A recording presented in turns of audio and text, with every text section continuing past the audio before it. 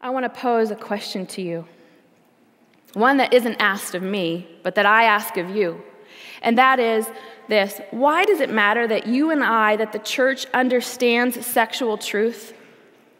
Why does it matter that we have a sexual theology to answer these questions? You know what? It's not because our hearts need healed, but they do. Oh, they do. You see, the answer lies in the fact that the word yada shows up 900 times in the Old Testament and then can be traced in Genesis in its Greek form all the way to Revelation, because you see, it shows up again and again and again to describe that intimate connection between husband and wife, that moment of being known and respected, but not nearly as many times as the word shows up in verses like this one. Be still and know, yada, that I am God.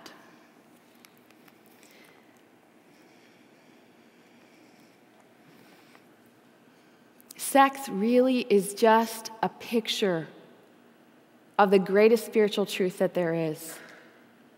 That there's a God that created us and desires to know us. Can you wrap your mind around the fact that He desires to know you? He desires to be known by you. He desires to be respected. And can you even begin to think about the fact that He wants to have a relationship of respect with you?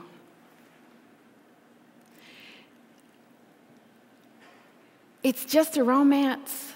This relationship that we have with God is just a romance. And as broken as we may be, I want to ask you, how do you heal? How do you take your sexual brokenness and heal so you can be in an intimate yada relationship with God? Maybe you think your sin is too big. I did. When I was sitting where you are, I thought it was just too big. I wanted to be a missionary. I wanted to be something really great for God, but I blew it with my sexual sin. So I'll just go into the corporate workforce and hide and sit in the back pew at church. But then you know what I found out is that King David, who is among the greatest of sexual sinners, because not only did he commit premeditated adultery, but then he tried to cover it up with murder.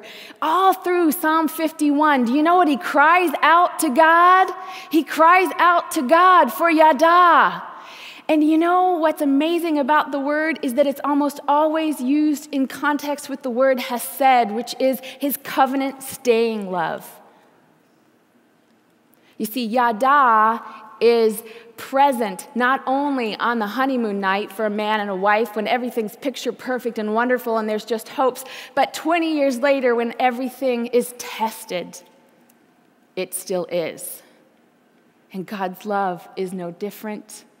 And when David called upon God's yada, hesed, love, back in the day when the law required him to be punished because the prophet had found him out, he is not. In fact, he is restored. And Scripture tells us he goes on to become a man after God's own heart. I wonder how many men after God's own heart are sitting in this room right now, but you're stuck in the mire of your sexual sin. I wonder how many women after God's own heart. Listen, if God can trump with his yada hesed love the adultery and murder of a king, he can handle your porn problem. He can handle your addiction to masturbation. He can handle the fact that you're sitting next to someone that you're sexually active with right now. He can handle it. The question I leave you with is this: